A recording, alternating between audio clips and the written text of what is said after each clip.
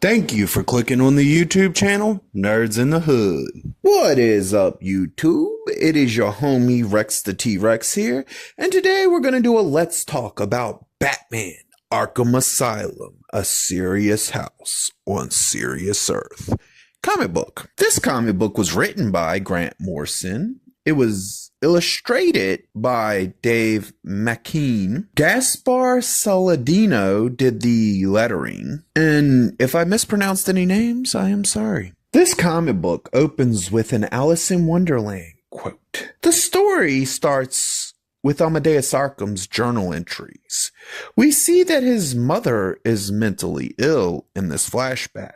From that, we jump to Jim Gordon and Batman, who are having a conversation about the fact that the crazies took over the crazy house. And it turns out Joker's on the phone. Joker tells Batman that he wants him to come to Arkham Asylum alone. In this story, we see that Batman questions his own sanity at the beginning, and Batman talks to Gordon in private before he heads off to Arkham. We jump back over to another Amadeus journal entry. This one sets up why he chooses to return to his childhood home and turn it into the asylum. Then we jump to Batman getting to Arkham Asylum, in which case the Joker lets him in and talks shit while they walk down a hallway. During the shit talking, Joker takes Batman to a specific room where we meet some of the doctors and the current head of the asylum, and a version of Harvey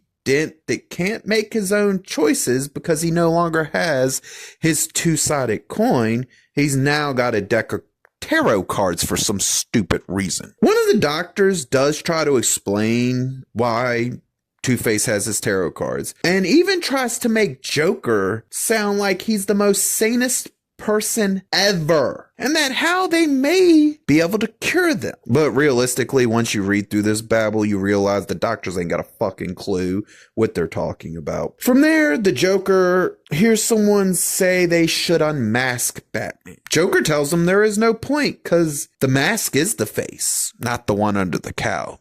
I find it funny that Joker understands Batman better than most Batman fans at this point. Joker's big idea is to have Batman take a psychological evaluation to show that he's just as crazy as the rest of them. We then jump to another Amadeus journal entry that hints at a Joker card being in the asylum in the 1920s. I don't know if they're trying to say that Joker existed back then or what, but it's the 1920s. There's a Joker's card. Not sure what we're going for here. From there, we get to see Batman get kind of evaluated. Now, once Batman decides that he's not gonna play ball with the psychological evaluation, Joker decides that he wants to blow a cop's brains out in front of Batman so that Batman will do what the Joker wants. And yes, you do see the guard get fucking shot in the head, and Batman just doesn't even stop it. We then get Batman walking through the hallways of Arkham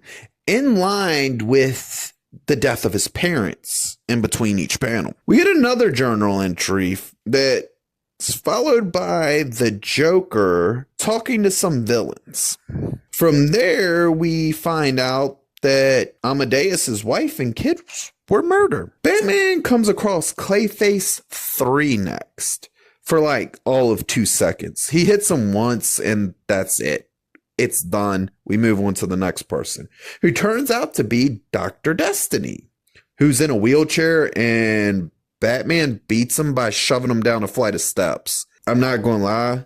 This Batman kind of fucked up in the head for real. Then we get to the Mad Hatter, who pops up to say some shit, and then Batman just leaves. He's just like, Mad Hatter says his bit. Batman just walks the fuck out the room. He don't give a shit. We then jump to another of Amadeus Arkham's journal entries, which starts to show that Amadeus might just be as crazy as everyone else. We go back to Batman in the asylum, and this time he's talking to Maxie Zeus, which doesn't really last long. Zeus offers them the power of the gods, and Batman just walks the fuck away. It's funny. After that, we get another journal entry, because realistically, I think this Arkham Asylum book isn't supposed to be about Batman. It's supposed to be about the damn asylum itself, and realistically, I'm gonna tell you the truth, I never really gave a shit about the history behind Arkham, because it's just a building that Batman throws his criminals in, and they break out, and Batman puts his criminals back in there. You know, that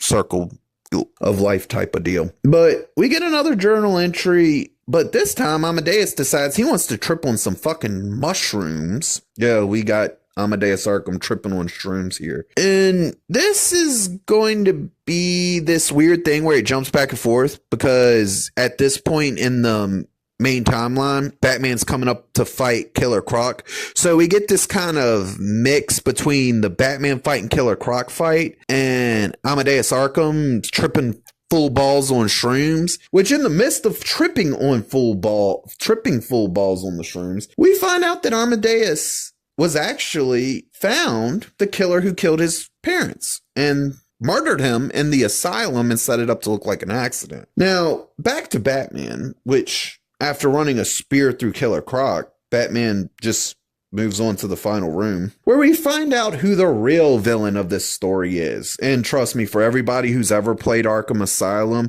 I would have bet it with y'all too, prior to reading this story, that it would have been the Joker, but you would all be wrong. It's actually the head of Arkham Asylum, Dr. Cavendish. He makes Batman read the final journal entry of Amadeus Arkham, and it reveals that he actually was crazy like his mom, because he tried to end up killing his stockbrokers and got caught, in which case he ended up a prisoner in his own asylum. And in the midst of this, we also find out he killed his mom. So yeah, he's just as batshit crazy as his mom was. We see Ruth Adams, the doctor that explained everything about the villains earlier in the story. She ends up killing Cavendish because Cavendish is on top of Batman trying to choke him the fuck out, and she just decides to take the razor and slit his throat, which, yet again,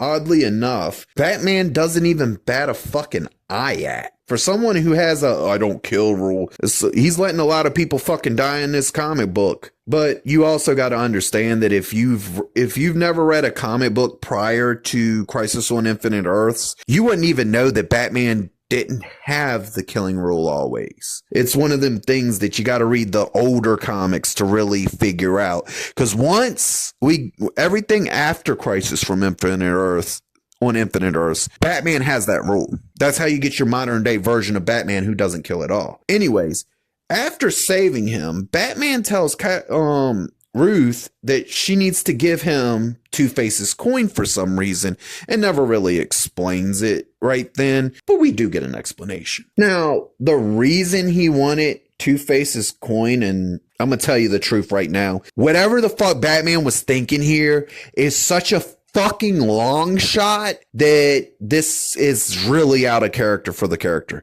So what Batman does is he finally runs back into the Joker. He's got Two-Face with him.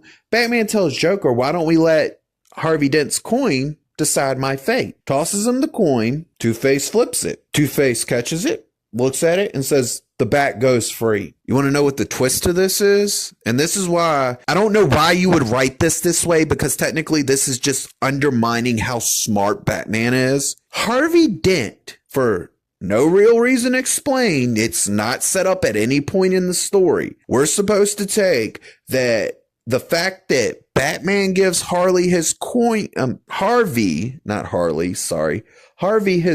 back is what ends up being the real twist, because realistically, Two-Face wouldn't have let Batman go if the coin flipped on the scratch side. And for some reason, and we're supposed to believe this is because he got his coin back, he goes against his normal programming. And basically that's where it ends. You get Harvey Dent saving Batman in one of the most surprising moments ever. All right, I want to start by saying that I bought the more recently released DC Compact version of this. I would not recommend it. I had a hard time reading it. I had a hard time even telling what the art was because it looks fucking horrible in this version. I don't know if it looks like this in all the versions, but the artwork, and it's probably because of this DC Compact, looks like garbage. I could barely tell what was going on the half the time. That's the reason my descriptions are semi-vague on certain parts, is because literally I was struggling to make out shapes to figure out what the fuck was going on. Well, I will say, I understand why James Gunn likes Grant Morrison now. Dude doesn't give a fuck about the characters and cannot write Batman worth of fucking shit, which would be something that Gunn would favor.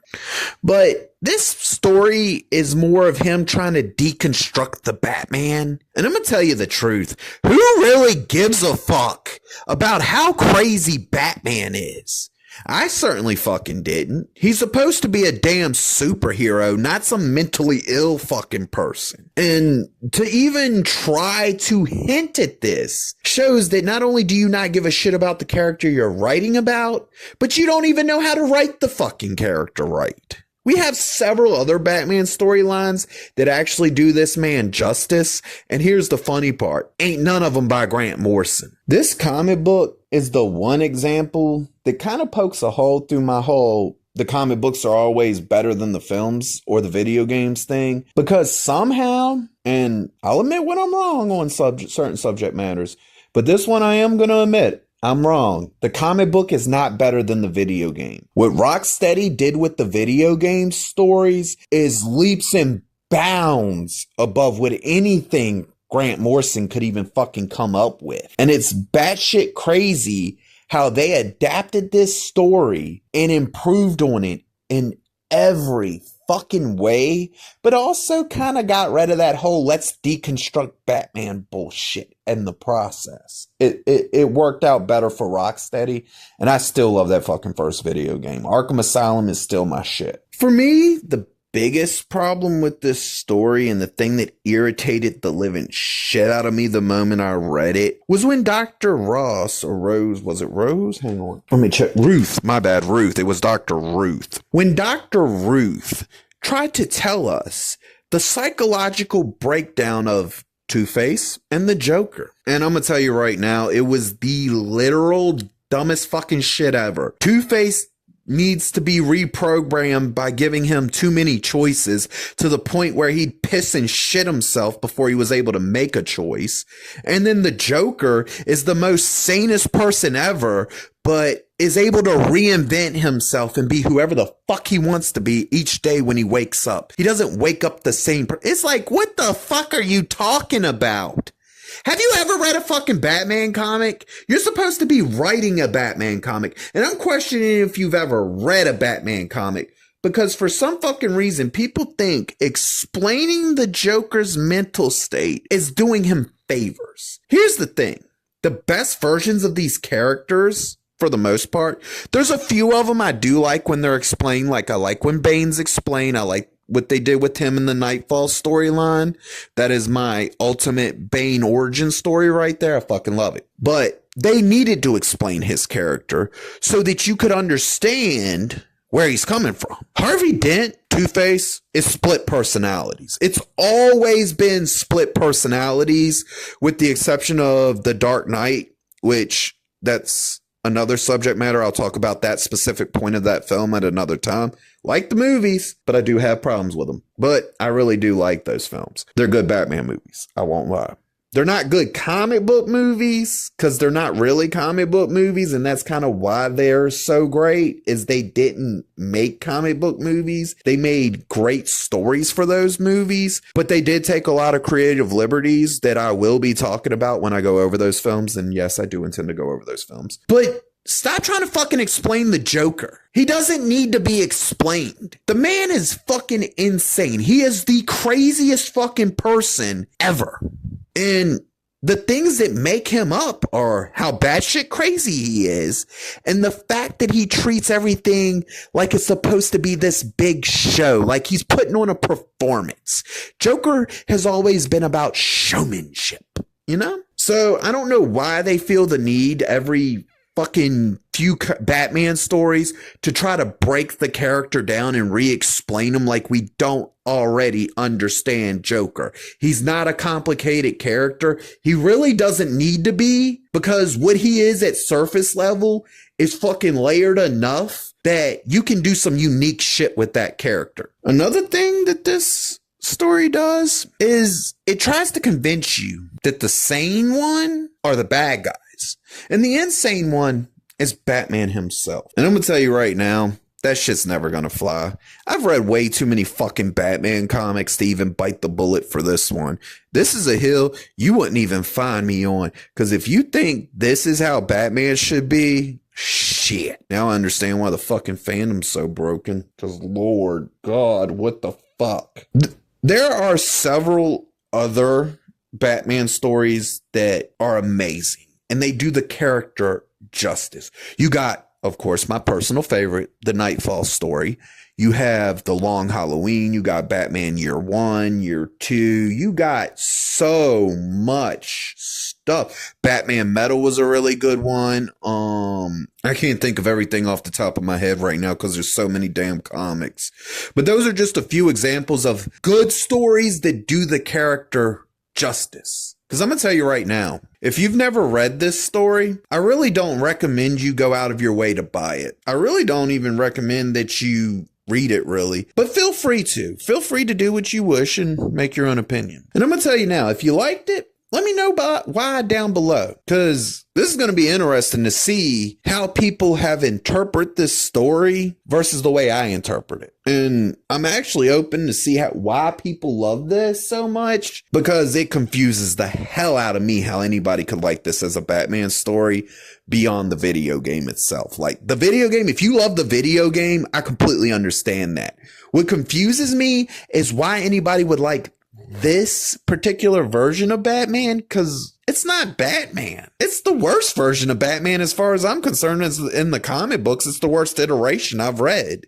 It's the worst interpretation of the characters I've read. The artwork was shit. They redesigned so many of the characters that you have to literally Google to figure out who's who, because that's how drastically different most of these characters are from their actual normal counterpart or what they normally look like. They took this kind of make it look like a painting thing and fucked it up, because it's not good painted like Kingdom Come is. It's just some bad painting that looks like a high schooler did it. It doesn't even look like a professional artist did it. So realistically, it wasn't a good story for me. I won't be picking it up again. I have the tendency, when I don't like a comic book story, I don't hang on to them. I will find somebody I know who is interested in the character, may have never read the comic book, and give it to them to be like, here's something for you to read to get to get you into comic books. And this is one of those books that I gave away when I finished it, because it wasn't worth keeping. It's not one I'm going to want to revisit. I'm not going to read it regularly like I would Nightfall or The Long Halloween, Dark Victory, or any of those stories. It doesn't really stand out to me as anything good even. But at the end of the day, if you enjoyed it, I'm glad you enjoyed it. This one just really wasn't one for me that I enjoyed. But hey, if you liked it, leave a comment down below. Let me know why you liked it. I'm actually curious. If you liked the video, hit the thumbs up button. And if you want to get more of this kind of content that breaks down stuff and gives you honest, non-paid for opinions, hit the subscribe button.